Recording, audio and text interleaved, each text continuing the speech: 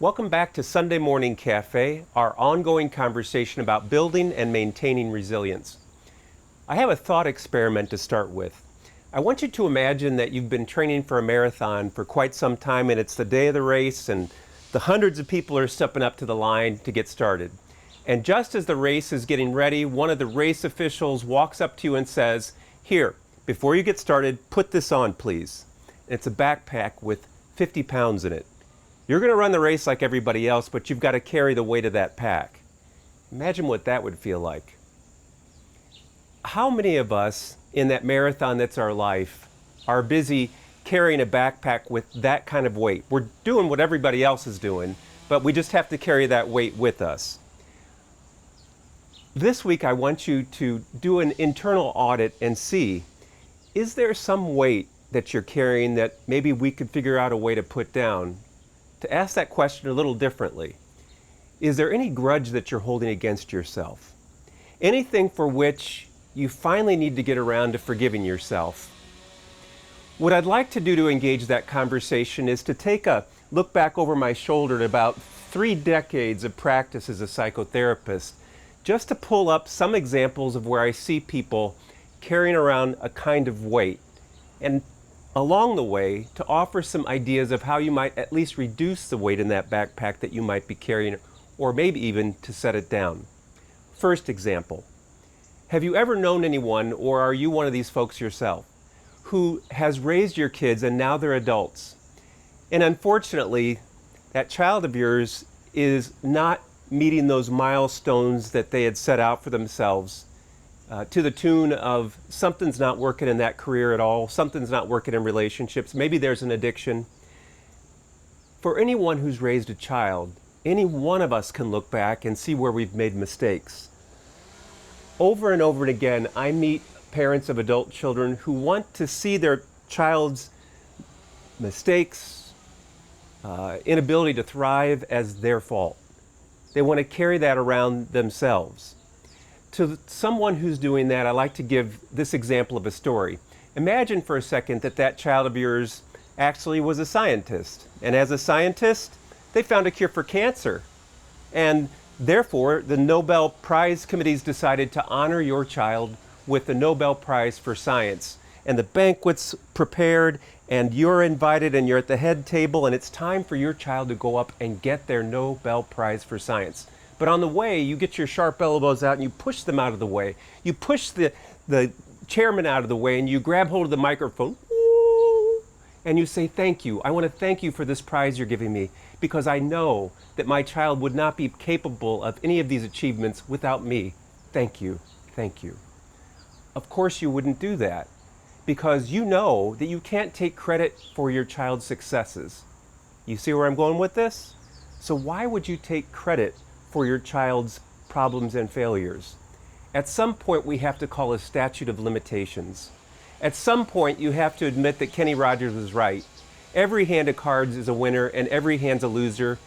Even some of those cards that you put into the deck of your mediocre parenting, it's up to them to make a winning hand out of that. For you, I'd say this. Your carrying around guilt about your child gives them a thimbleful of nothing. Not even a thimbleful of nothing, just nothing at all. Here's a spiritual exercise you might try. Whenever you go to that place where you're carrying the weight of your child on your shoulders, pray this prayer if you can. God, surround this person in your light and love. I give them to you. And then put your mind on whatever you were thinking about just before that. 10 minutes later, if you take that adult child back out of God's hands and you put him back on your shoulders, pray that prayer again. So instead of worrying, what you've done is you've transformed that in what a spiritual alchemy into a prayer. If your spirituality is more anonymous, more secular, you might simply pray a prayer that sounds like this. I surrender that. I surrender that. Just simply like that. I let that go. All right. That's the first example I wanted to give. Here's a second one. Before I tell you the example, though, let me tell you about a practical joke that people in my dad and mom's generation used to pull sometimes. At least this is what I'm told. Somebody would gather up all the dog crap in the neighborhood and put it into a paper bag. They go up to somebody's wooden porch, they light that bag on fire, knock on the door, and run and hide in the bushes to see what happens. Out would come the homeowner, not wanting to see their porch catch fire. So they'd put that fire out by stomping it out, and guess what's all over their bare feet or their shoes? Dog crap. I want to use that metaphor to say there are many of us where someone has put a flaming bag of crap on our porch. And it might look like this. They broke trust with us in some significant way. Or they broke trust with us way back when we were kids and there was physical abuse or even sexual abuse. You ask anybody in my profession and they will tell you by some strange way that person who had the bag of dog shit put on their porch will see that as somehow belonging to them, like this. I should have put a stop to it.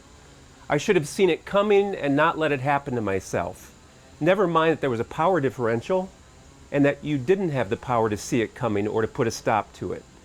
Or if you're the victim of infidelity, what you're guilty of is you put your faith in somebody. In other words, that flaming bag of crap, what you need to do is to, metaphorically at least, say, this does not belong to me. This flaming bag of crap belongs to you. In other words, to take that anger that's turned inward on the self and to turn it outward to the appropriate object that it belongs to. Again, anger doesn't make a great destination, but it makes a really important stepping stone. And at times, to not be afraid to use a counselor or a mentor to get to that work, to move that anger out toward the correct object. This flaming bag of crap doesn't belong to me anymore. It belongs to the person who put it there. A third example I'd like to get to. This is one where I actually did do something wrong. Are you carrying something like that in your past? You did do something wrong. And I'm just going to make up that you've done the apologies that you could do, perhaps. You've done the work with it where you've gotten to the bottom of it to see what made me do something like that. You've connected it to that deep therapeutic story of what happened that let me do a thing like this. But you still find yourself going back to it and going back to it and going back to it. A question I'd like to ask you if you find yourself doing that is there anything back there for you to learn from? And if the answer is yes, then by golly, go back there. Get your spiritual mentor, get your counselor, and explore it some more. But if you answer that question, no, I've learned all I can from that past, then what I'd say is your job is just like before, you've got to find a way to do some sacred cognitive therapy with this. In other words, some kind of a procedure where you say, I let that go, I surrender that. Or if your spirituality has more of a formal structure to it, God, I give that to you. Because again, holding this against yourself and going back there is not teaching you anything new. It's getting you a thimbleful of nothing. So how about turning that into a prayer of surrender? God, I give that to you. I surrender that. Or again, if you've got a more anonymous spirituality, I just let that go. I surrender it. A mystic and spiritual theologian that I know, Vince Hovley, pointed this out to me some years ago. For those of you familiar with the Christian scriptures or not, I'll still tell you the story. In John's gospel, there's exactly 2 campfires in that gospel. The first one could be called the fires of regret. The other one could be called the fires of intimacy and warmth. For the first one, the story goes like this. Peter's mentor, the one he's following, and his best friend is now up on charges that are going to get him capital punishment in the most horrible of ways. And he wants nothing to do with that fate. So he's outside where it's cold, warming himself, and somebody comes up and says, hey, weren't you with him? Aren't you one of his followers? He said, no, not me. He says as he warms himself by this fire. 2 more times other people come up, and again he says, I don't know my best friend. I don't know him. Not a follower of his. And you know how that story goes because his mentor goes to his death.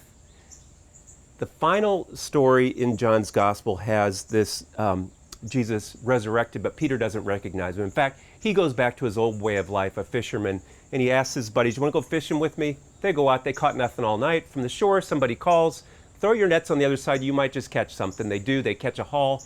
Peter gets to shore as fast as he can and he recognizes Jesus, who's got a fire built, and he's cooking some bread and fish on it.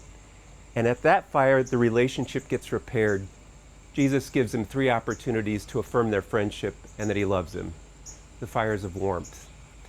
John's gospel seems to ask, will you stand by the searing fire of regret, or will you make that decisive move to move toward the fires of warmth and intimacy?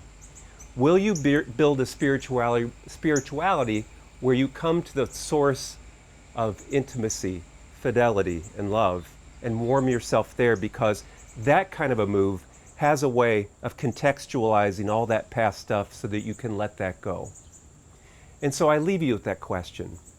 Are you ready to take that move from those hot embers, those hot searing embers of regret, to move over to the warmth of self-forgiveness, of bringing loving presence to yourself, to warm yourself at those fires, to finally let that burden down so that this journey you're on, your feet can fall that much more lightly? What could be more resilient than to begin to practice that form of self-love that is self-forgiveness? Thanks for taking some time to be with us today, and I'll see you next week when we continue our conversation on what makes for more resilience.